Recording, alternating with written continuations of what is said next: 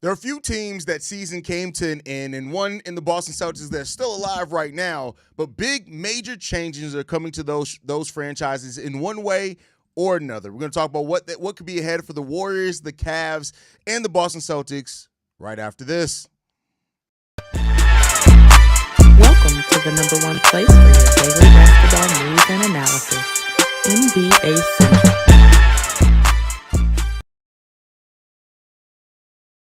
What's going on, basketball fans? Welcome to another episode of NBA Central, your number one spot for everything basketball related. I'm the host, Sir Hayes, but more importantly, you guys can follow the channel at NBA Central Pod on every social media platform we happen to be on. With that said, let's go ahead and get into this content for today, y'all. And yeah, man,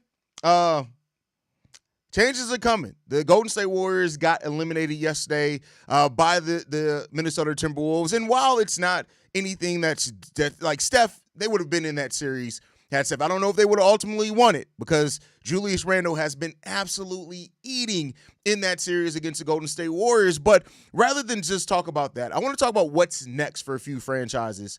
After the playoffs and after the season ends. I also realized I got to update the thumbnail. But with that said, the Cavs are first up. What's going on with the Cavs, right? And the question that I have there is, I know a lot of people are talking about them as they have to blow it all up, they have to break it all up, and I don't necessarily share that same mindset when it comes to the Cavaliers. I think that the Cavs are in a place where they will be perfectly fine running it back for one more year and then ultimately making a decision in the summer of 2026 where there's going to be a lot of movement around the NBA and they can take advantage of that movement at that point. Now, no, undoubtedly, the Cavs are one of the best regular season teams. And, while I even had the thumbnail where the Cavs frauds, I think that the injuries were there. And even when the Cavs were technically fully healthy and had everybody out on the court in that series against the Pacers, not everybody was 100%. If I'm the Cleveland Cavaliers, I'm perfectly comfortable running it back one more year, right? With some changes maybe on the bench. You added you added Hunter there in the middle of the season, and DeAndre Hunter in the middle of the season. And so, seeing a full season, what that looks like, maybe using your mid-level exception to really try to attack and add some more depth to your bench where you need some at. I'm perfectly fine there with the Cleveland Cavaliers. I do think maybe listen to deals. Jared Allen, you may want to listen to a deal for or something like that. But I think this team was so good on both sides of the ball last year that I would be willing to see one more season of what this team looks like before making any type of big decisions about completely overhauling the roster. Now, that's easy for me to say. The Cavs are slated right now to be $5 million above the second tax apron, which we know is really restricting for a lot of teams. But the year after that, they're slated to be $3 million below the second tax apron. So because of that and the fact that the Cavs, even if they do flirt with that second tax apron, they're not one of those teams that are completely out of, it's hard for them to get beneath the second tax apron, right? Like you look at the Boston Celtics, the Phoenix Suns, these are teams that are going to have to cut some considerable players that are good still to get below the second tax apron. Technically, the Cleveland Cavaliers, if they were, to find a move they can move Isaac Okoro, right? Move him, not take back as much of his salary. They can be right there back below the second tax apron, right? So they have that little bit of leeway to do that type of thing with. And so I'm not blowing it up if I'm the Cleveland Cavaliers.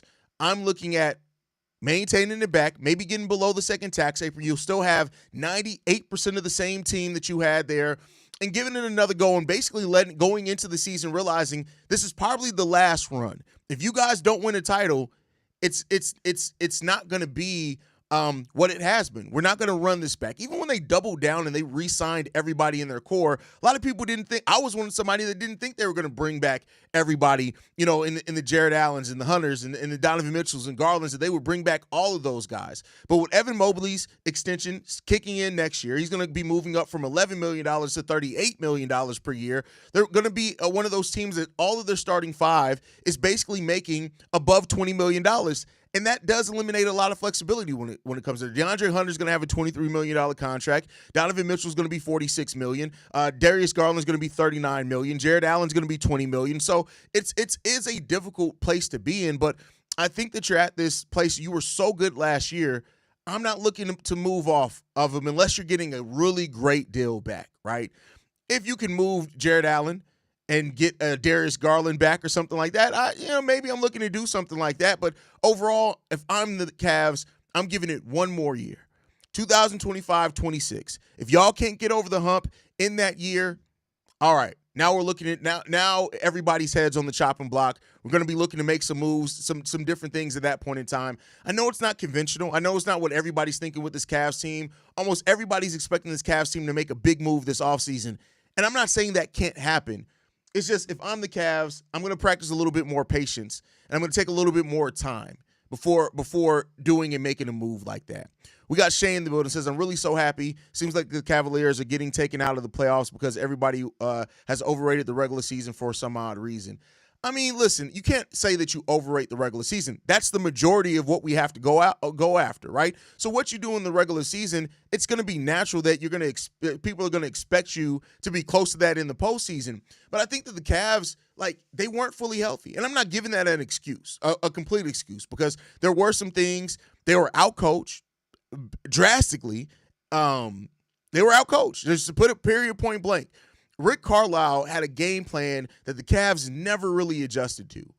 But I think that this roster is talented enough. I think if you can go out there, you can move Isaac Okoro, right? I'll be looking to move him, maybe in a Max Strus, and then seeing what you get out there, and kind of configuring some of the bench depth. But I still like this core, and I'm still going to give this core one more year.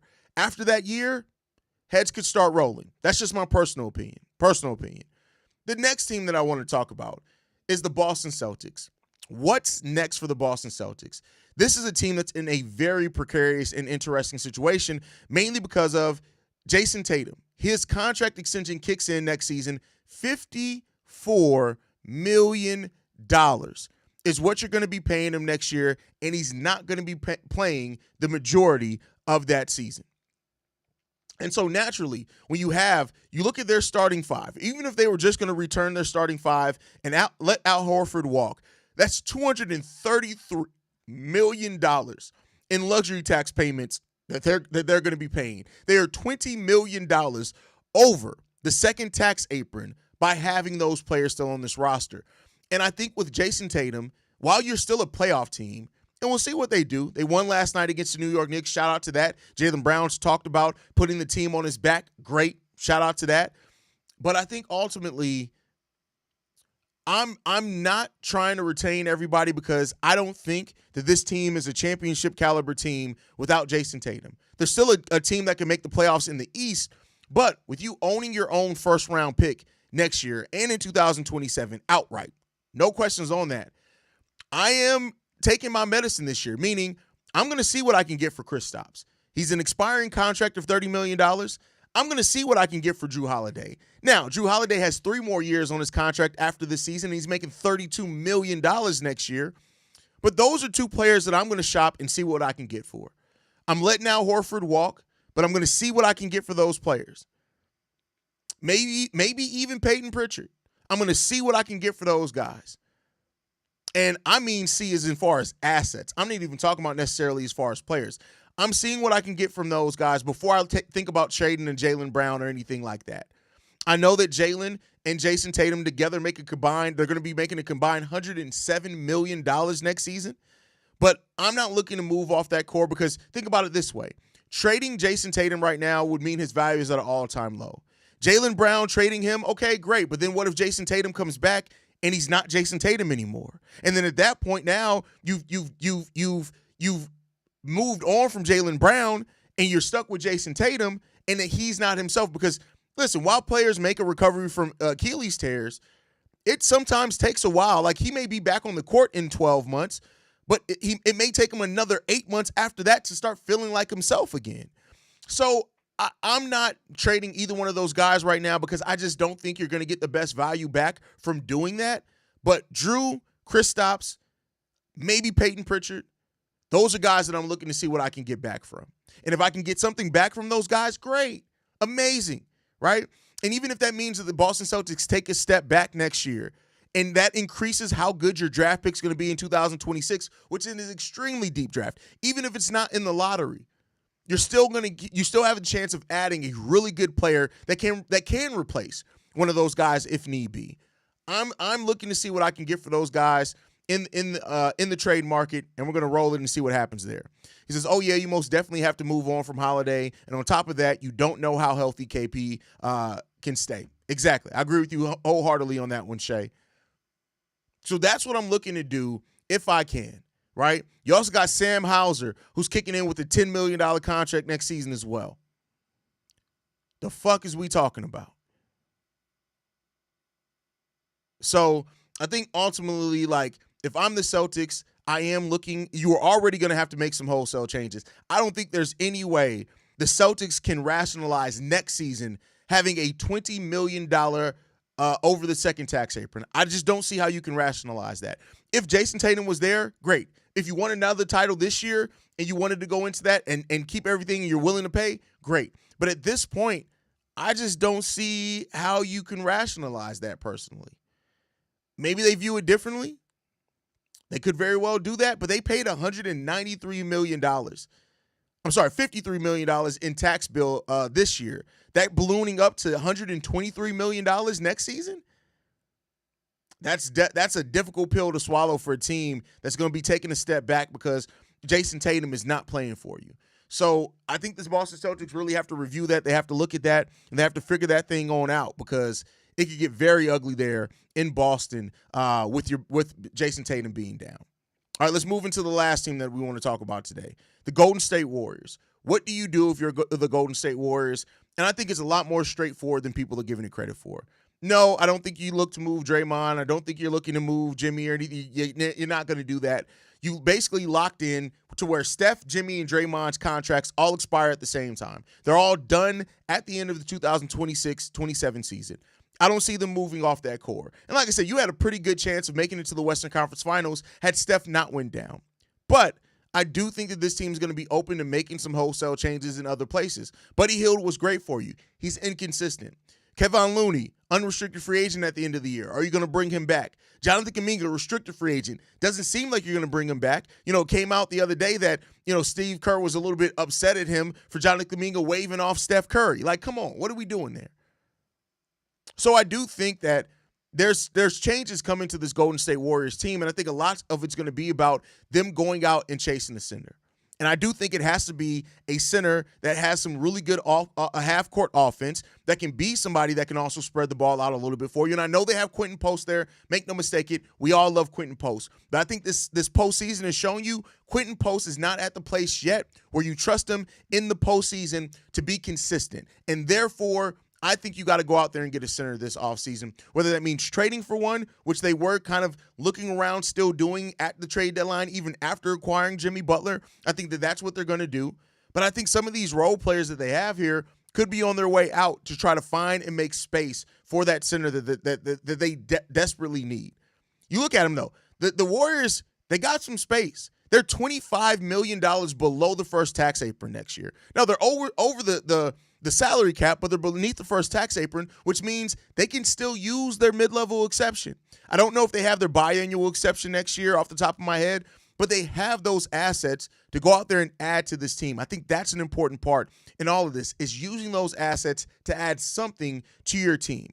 And that's what the Warriors really need to focus on. You have the hitters up top. And while Jimmy Butler didn't have the best playoff, he didn't go in and playoff Jimmy at any point in time. It's come out that he's been dealing with the sickness that obviously hurt him, if that's what it is. That sickness that he's dealing with obviously held him back. I'm not willing to give him complete bail on that personally, but Steph wasn't healthy. It is what it is when it comes down to it, right?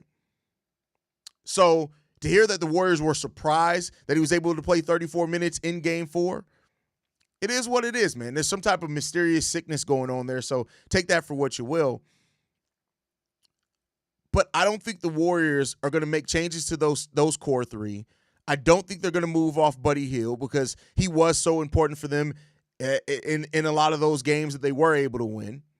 Kevon Looney especially if you get another center and you're looking at Quentin Post taking a step up for you next year. You're probably not retaining him unless he's willing to come back on a team-friendly deal.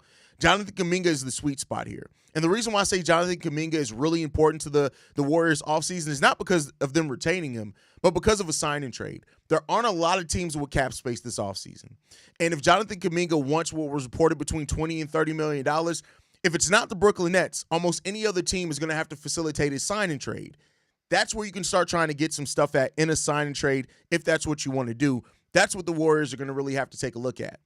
Shay says, I really don't understand why they didn't make the trade for Nikola Vucevic. That would have helped them perfectly, especially with the injury to Steph Curry. Well, I think, Shay, they didn't make the move for Vooch mainly because they had just got Jimmy. And I think before they attached themselves to another $20 million contract next year is that they wanted to see what they were going to be able to get with those three players. And Quentin Post had really started stepping up for them. But now I think that you've seen Quentin Post is not trustable yet in the postseason.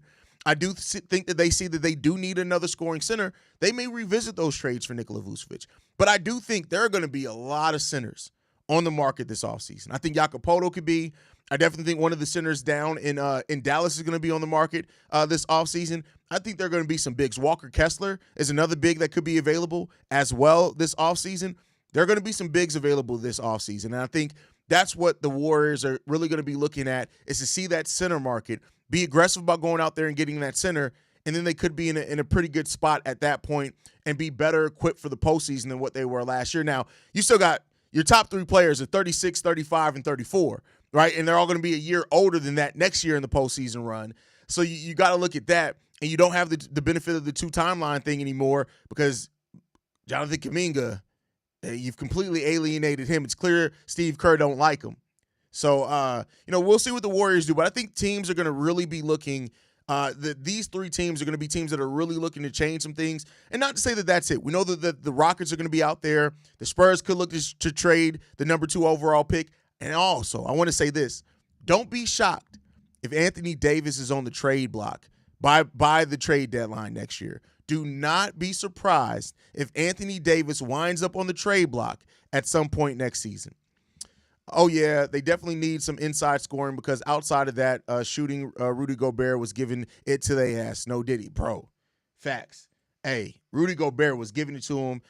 Julius Randle was giving it to him. Like, they had a very, very difficult postseason run when it came to big. So, and I want to say this. While I do think they'll target more of an offensive-minded big, I do think two-way bigs, and I wouldn't be outside of thinking if they do decide to go out and pursue maybe more of a defensive big to kind of keep up the defense that they already have. Again, don't necessarily see that happening. I could completely be wrong on that.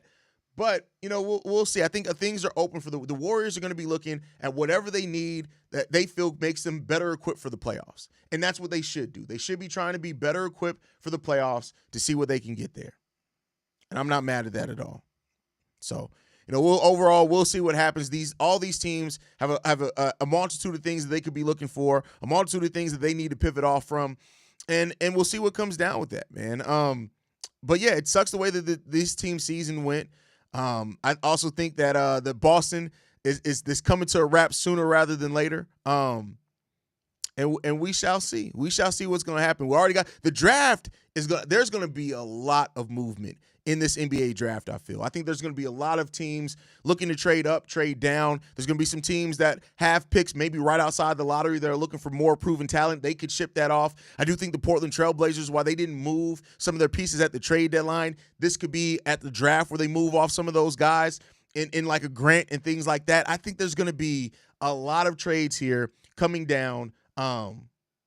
There's going to be a lot of trades in this draft, and that's going to be movement, and that's going to set us up the precipice to very wild upcoming offseason in the NBA. I think this is going to be an offseason where you see a lot of movement from teams that are playoff teams now, teams that are going to try to become playoff teams, and overall just teams that are trying to maybe move off some things. There's quite a bit of teams that have pieces on their roster that look primed to be on the trade market.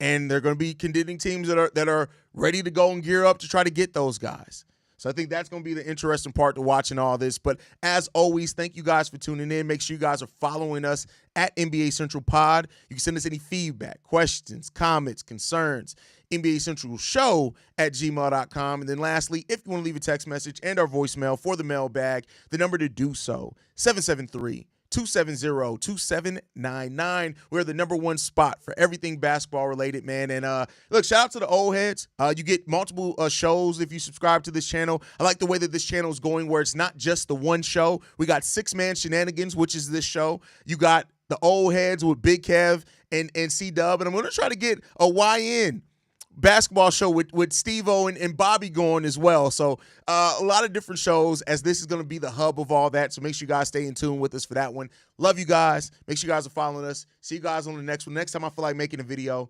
probably later today, honestly, because I got some draft combine stuff I need to get off.